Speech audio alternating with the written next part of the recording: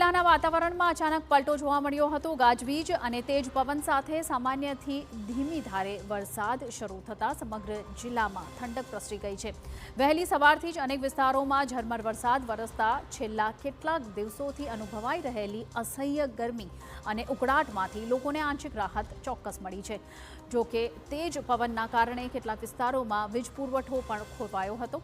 વરસાદી માહોલના કારણે ખેડૂતો અને નાગરિકોમાં ખુશીનો માહોલ જોવા મળ્યો હતો, જ્યારે સમગ્ર જિલ્લામાં ઠંડકભર્યા વાતાવરણનો અનુભવ થતાં ચોમાસા પૂર્વે જ લોકોમાં રાહતની લાગણી પ્રસરી છે।